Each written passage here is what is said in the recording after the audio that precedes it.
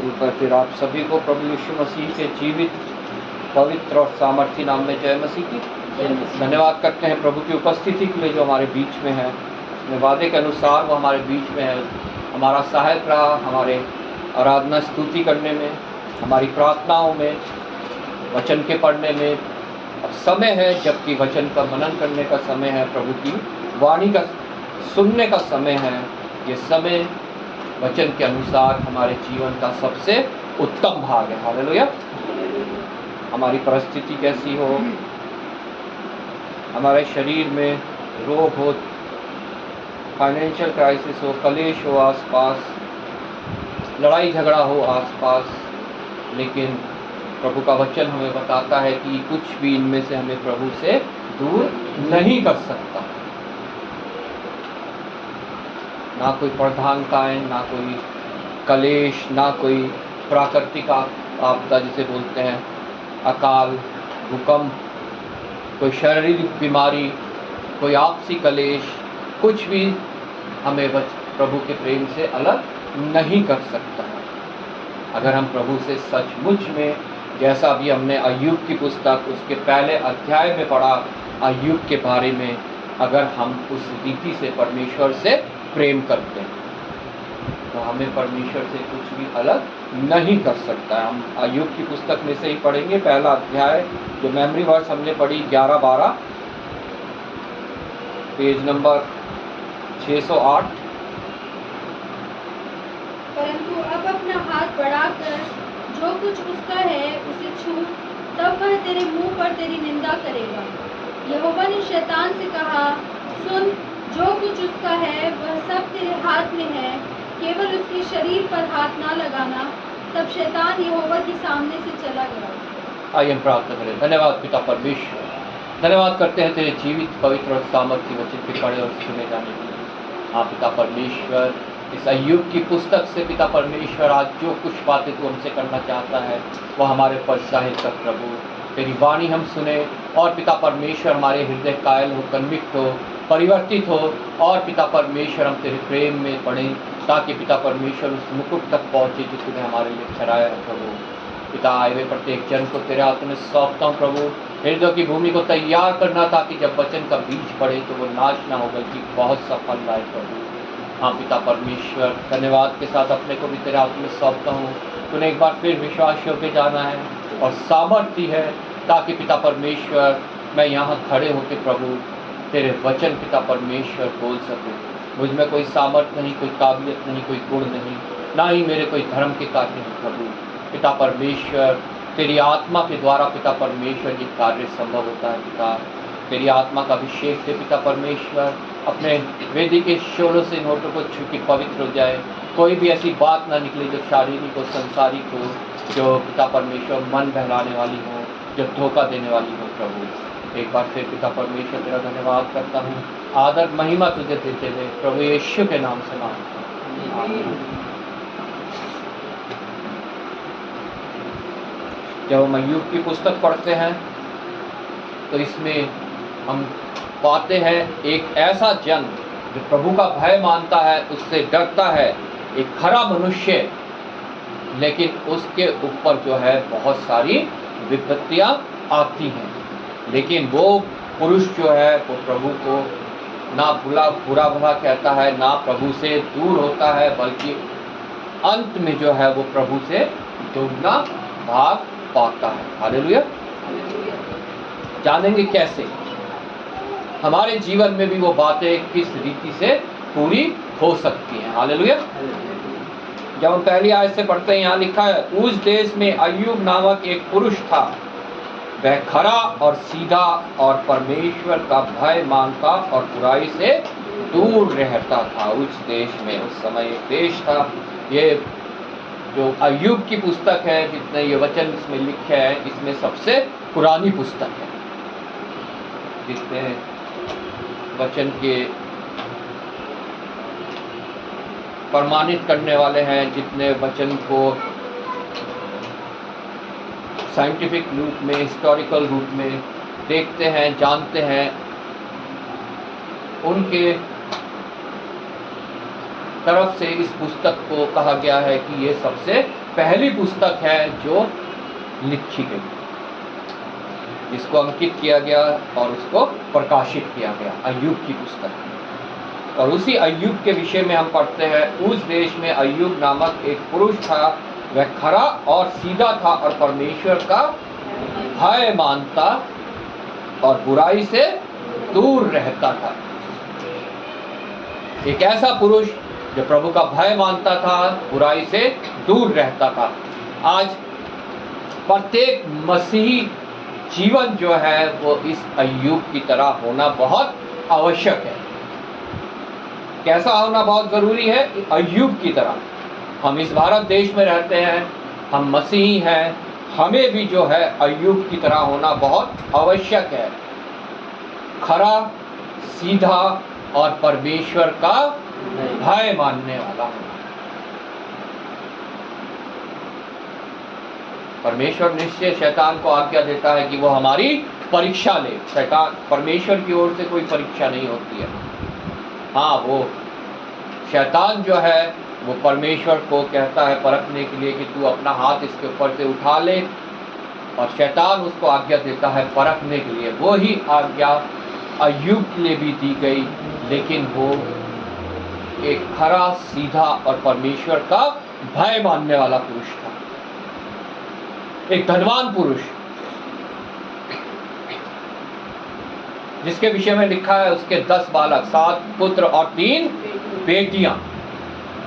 सबके सब विवाहित थे, क्योंकि लिखा है वो आपस में एक दूसरे के घर भोजन करने जाया करते थे।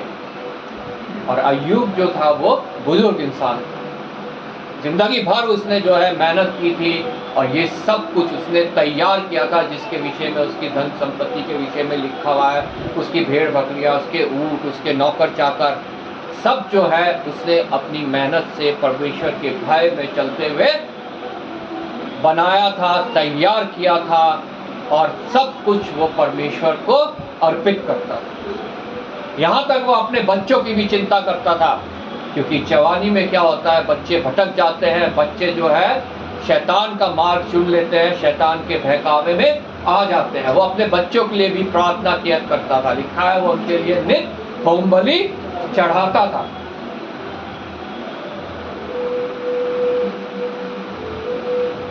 और बड़े भोर को उठकर उनकी गिनती के अनुसार, मतलब अपने बच्चों की गिनती के अनुसार होम बलि चढ़ाता था, क्योंकि अय्यूब सोचता था कदापि मेरे लड़कों ने पाप करके परमेश्वर को छोड़ दिया हो, क्योंकि कदापि उससे ये था कि शायद इस जवानी के दौरान मेरे बच्चे तो पाप में पड़ सकते हैं और मुझे उनके लिए प्रार्थना करना बहुत आवश्यक है। एक ऐसा पुरुष जो अपनी नहीं, अपने पूरे घर परिवार की जो है वो चिंता किया करता था और उन्हीं के लिए जो है अपना जीवन व्यतीत करता था। एक बार क्या हुआ, जिक्र लिखा हुआ है, परमेश्वर यहोवा जो है वो थे, यहोवा ने शैतान से पूछा, 6 आयत से पढ़ते हैं, एक दिन यहोवा परमेश्वर के पुत्र उसके सामने उपस्थित हुए और उनके बीच शैतान भी आया। शैतान जो है वो परमेश्वर के समक्ष भी जा सकता है। इसका यहाँ पे जब हम पढ़ते हैं इसका मतलब है कि वो, लेकिन वो परमेश्वर के सामने बिल्कुल निर्बल होता है, उसमें कोई बल नहीं होता, वो भी परमेश्वर के अधीन हो जाता है, परमेश्वर को अपने आप को समर्पित कर देता है।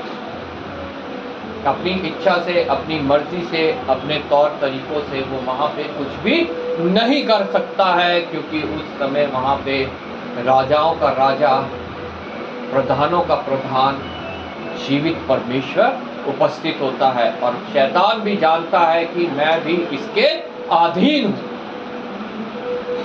वो वहाँ पे उपस्थित हुआ और यहोवा ने शैतान से पूछा, तू कहाँ से आता है? वो पृथ्वी पे घूम के डोल डाल के आ रहा था, लोगों को देखते हुए, उन्हें बहका के, उन्हें जो है अपनी तरफ खींचते हुए वो जो है पृथ्वी से आ रहा था। और परमेश्वर ने पूछा, तू कहाँ से आ रहा है? तो उसने कहा, मैं पृथ्वी में घूम के, पृथ्वी में डोल डाल के यहाँ पे आया। तब परमेश्वर ने पॉइंट करके उससे कहा, तूने मेरे दास अय्यूब को देखा है? क्या तूने मेरे दास अय्यूब को देखा है? तू औरों को भरमा आया, लेकिन क्या तूने मेरे दास अय्यूब को देखा है?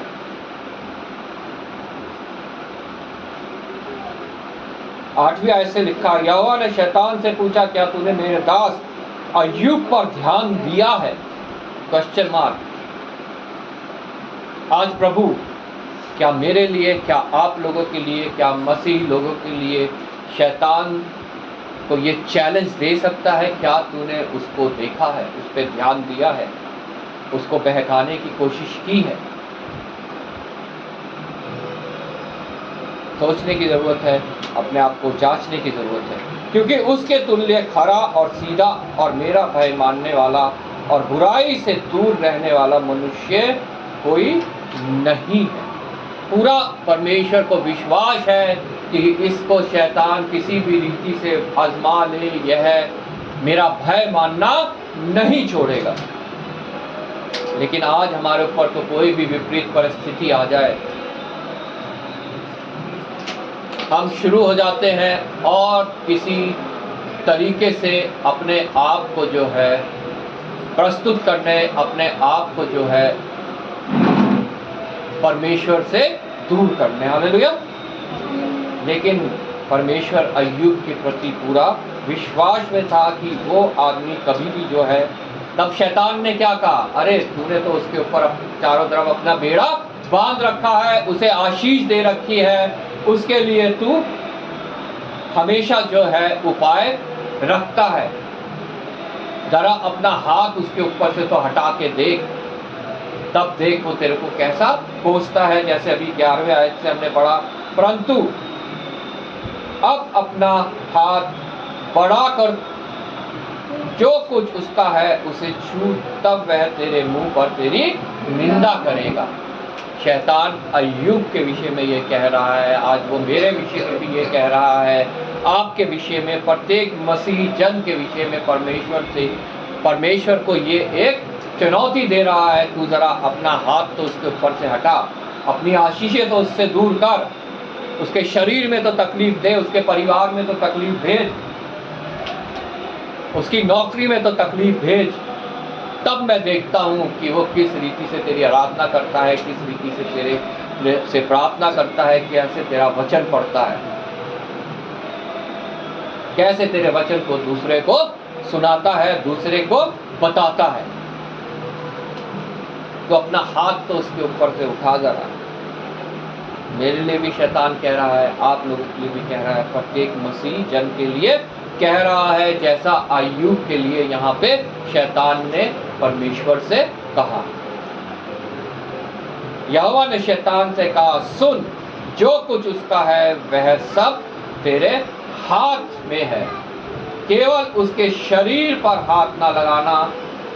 तब शैतान यहोवा के सामने से चला गया। उसे मौका मिल गया, उसे हर्षित हो गया वो कि अरे अब यहोवा इसकी रक्षा नहीं करेगा, और अब मैं जाके अय्यूब को जो है मैं तरह तरह से उसे सताऊंगा और उसे अपने सामने झुकने के लिए मजबूर करूंगा और परमेश्वर को कोसने के लिए उसे मजबूर करूंगा।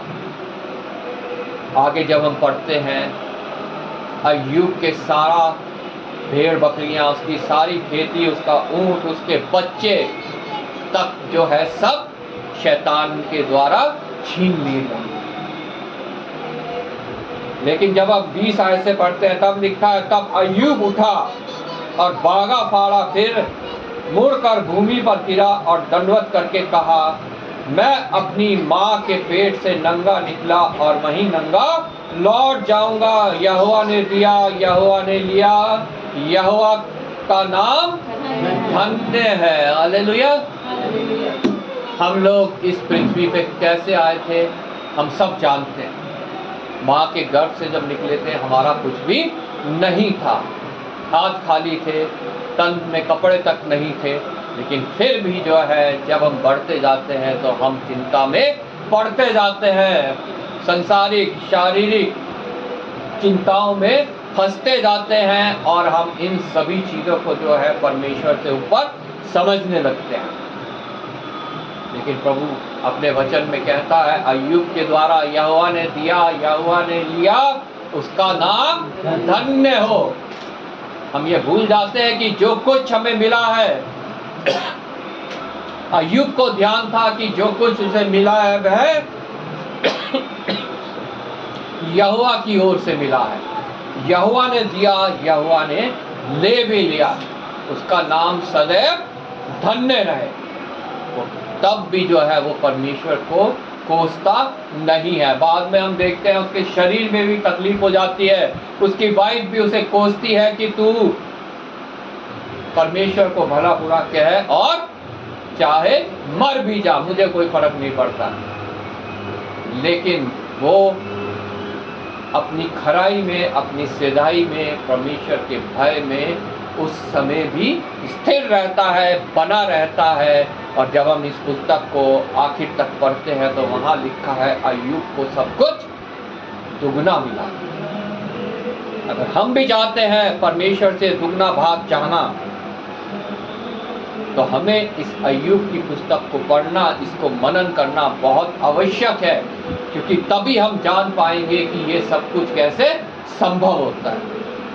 हमने पहले कुरिन्थियों में पढ़ा, उसके पहले अध्याय में उसके 3 आयत से यहाँ लिखा है, हमारे प्रभु यीशु मसीह के परमेश्वर और पिता का धन्यवाद हो, जो दया का पिता और सब प्रकार की शांति का परमेश्वर है। अय्यूब जानता था कि वो दया का पिता है, वो सब प्रकार की शांति का परमेश्वर है। अय्यूब को ये ज्ञात था, अय्यूब ये जानता था, ये विश्वास करता था।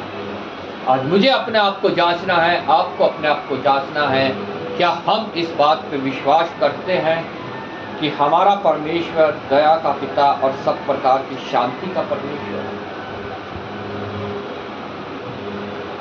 हम संसार में मौज मस्ती से जीना चाहते हैं। परमेश्वर का वचन कहता है पौलुस के द्वारा, सदैव आनंदित रहो। मैं फिर कहता हूँ, सदैव आनंदित रहो, संसार की बातों में नहीं, मसीह में सदा आनंदित रहो। लेकिन हम संसारिक मौज मस्ती चाहते हैं। ये जो आनंद है, जो मसीह का आनंद है और संसार की मौज मस्ती, इसमें बहुत फर्क है। मसीह का आनंद कभी मिटता नहीं है, लेकिन संसार की मौज मस्ती जो है, उसकी जो शांति है, उसका आनंद जो है वो मिट जाता है।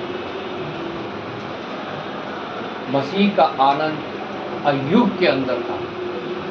चाहे संसार में कुछ भी होता रहे, शरीर में कुछ भी होता रहे, उसके अंदर वो आनंद था जो उसे कहने पे मजबूर करता है कि यहोवा ने दिया, यहोवा ने लिया, उसका नाम धन्य हो। अगर वो आनंद हमारे अंदर है तो तभी हम जो है इस बात को कह सकते हैं, यहोवा ने दिया, यहोवा ने लिया, उसका नाम मुबारक हो। अगर हम संसार की मौज मस्ती, संसार का आनंद चाहते हैं तो फिर हम ये कभी भी नहीं कह पाएंगे। संसार का आनंद क्या है? एक बच्चा पैदा हुआ, मनुष्य आनंदित हो गया, खुश हो गया, लेकिन जब वो बच्चा मरता है तो मनुष्य का वो आनंद उठ जाता है, खत्म हो जाता है। लेकिन जो परमेश्वर का आनंद है, जो उसकी शांति है, वो मनुष्य के अंदर से अगर उसके अंदर है तो वो कभी उठती नहीं है, कभी खत्म होती नहीं है। उस बच्चे के मरने के बाद दाऊद के अंदर थी वो। दाऊद का बच्चा मरा, पहले वो दुखी हो रहा था, लेकिन बच्चा मरा उसका, उसके अंदर जो परमेश्वर का आनंद था वो उपस्थित था। वो उठा, उसने नहाया धोया, कपड़ा पहना, खाया पिया और उस परमेश्वर के आनंद में मगन हो गया। हालेलुया। उसका संसारिक वो जो आनंद था, जो बच्चे का आनंद था, वो तो खत्म हो गया, लेकिन परमेश्वर का आनंद उसके अंदर उपस्थित रहा। वो ही आनंद परमेश्वर चाहता है कि हमारे अंदर भी हो, क्योंकि वो दया और शांति का, सब प्रकार की शांति का परमेश्वर है।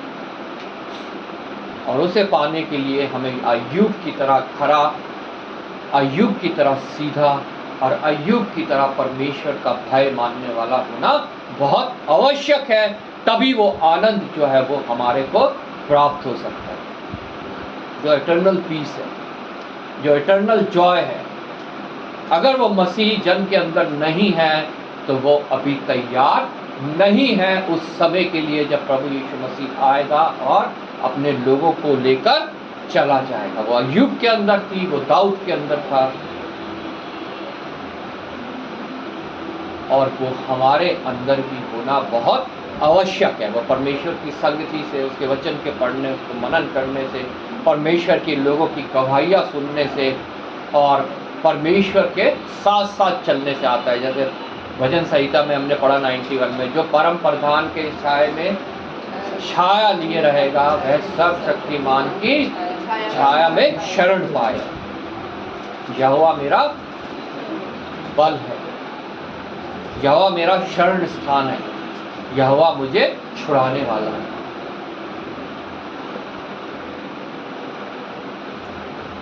आज परमेश्वर शैतान को सारे मसीही लोगों के लिए इजाजत देता है कि तुम जाकर उसकी परीक्षा ले। शैतान नाना प्रकार से परीक्षाएं लेता है। हमारा जो संसारिक चीज़ें हैं जो प्रभु की ओर से आशीष मिली है, जैसे अय्यूब को मिली हुई थी, उन्हें छीन के और नाना प्रकार से शैतान जो है हमारे को सता के हमारी परीक्षा लेता है। क्या हम उस परीक्षा में स्थिर रहते हैं अय्यूब की तरह, या हम परमेश्वर को ही कोसने लगते हैं और उससे दूर होने लगते हैं? परीक्षा सबके लिए है, लेकिन प्रभु का वचन कहता है कि वो किसी भी ऐसी परीक्षा में हमें नहीं पड़ने देता जो हमारे सहने से बाहर हो। वो शैतान को ऐसी इजाज़त नहीं देता कि वो उसे हमें ऐसी किसी परीक्षा में डाले जो हमारे सहने से बाहर हो, बल्कि शैतान, परमेश्वर को पता है कि शैतान इसकी क्या परीक्षा लेगा, वो उसके लिए हमारे लिए निकास पहले से ही तैयार रखता है। लेकिन ये हमारे ऊपर है, क्या हम उस निकास तक पहुंचते हैं कि नहीं पहुंचते हैं, क्या हम पहले ही परमेश्वर से दूर हो जाते हैं। हालेलुया। ये हमारे ऊपर, जैसे अय्यूब के ऊपर था, वो पहले ही परमेश्वर को कोसने लगता, परमेश्वर से दूर हो जाता, तो क्या उसे दोगुना मिलता?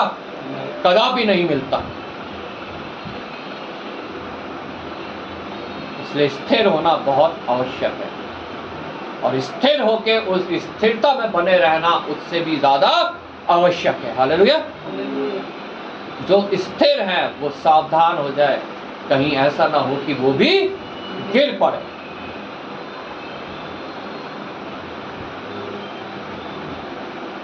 वह हमारे सब कलेशों में शांति देता, ताकि हम उस शांति के कारण जो परमेश्वर हमें देता है उन्हें भी शांति दे सके जो किसी प्रकार के कलेश में हो।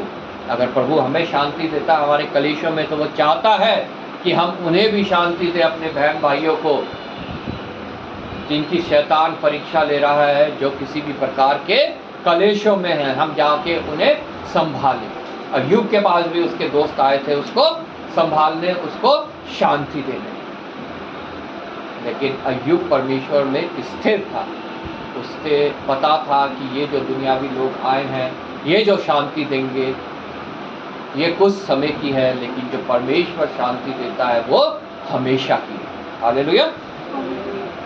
क्योंकि जैसे मसीह के दुखों में हम अधिक सहभागी होते हैं, जैसे मसीह के दुखों में हम अधिक सहभागी होते हैं, हम मसीह के दुखों में हमें सहभागी होना आवश्यक है। और लिखा है अधिक सहभागी होना और भी आवश्यक है, क्योंकि जैसे जैसे हम उसके दुखों में और अधिक सहभागी होते जाते हैं, वैसे ही हम शांति में भी मसीह के द्वारा अधिक सहभागी होते हैं। हालेलुया। अय्यूब जो है वो मसीह के दुखों में सहभागी हुआ, उसने उन सब दुखों को सहा, क्योंकि उसे पता था कि परमेश्वर के पास जो मेरे लिए शांति है वो इससे कहीं बढ़कर है, जो मेरे लिए उपाय है वो इससे कहीं बढ़कर है। और अंत में क्या हुआ? वो शांति में अधिक सहभागी हुआ, उसको सब कुछ दुगना मिला।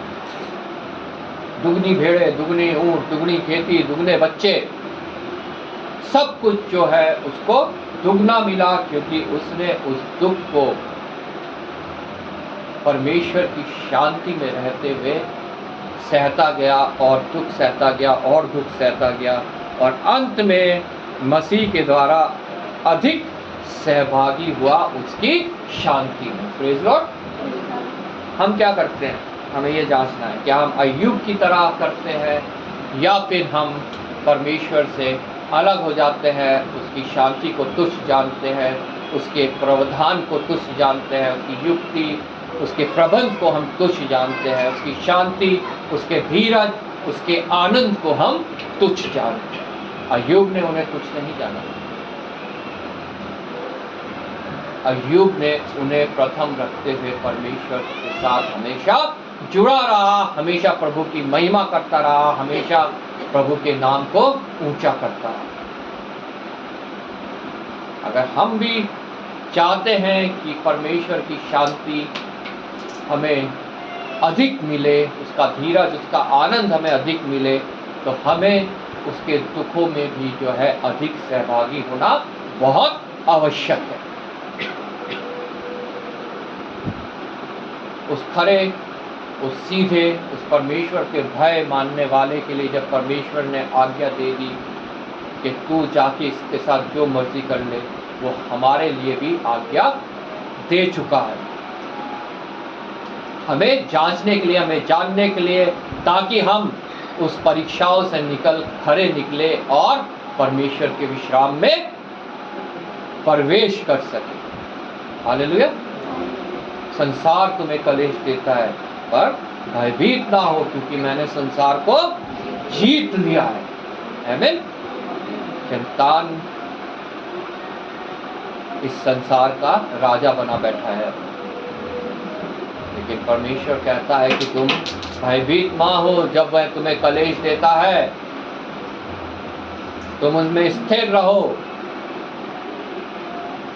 क्योंकि मैंने संसार को जीत लिया है और मैं अपनी शांति तुम्हें दिए जाता हूँ। वो शांति नहीं जो संसार देता है, और वो शांति अय्यूब ने ग्रहण करी, वो शांति मुझे ग्रहण करनी है, वो शांति आप लोगों को ग्रहण करनी है, ताकि हम भी अय्यूब की तरह खरे बने रहें और उस दुगने भाग तक पहुँचे जो उसने हमारे लिए वहाँ पे ठहरा रखा है। आमीन।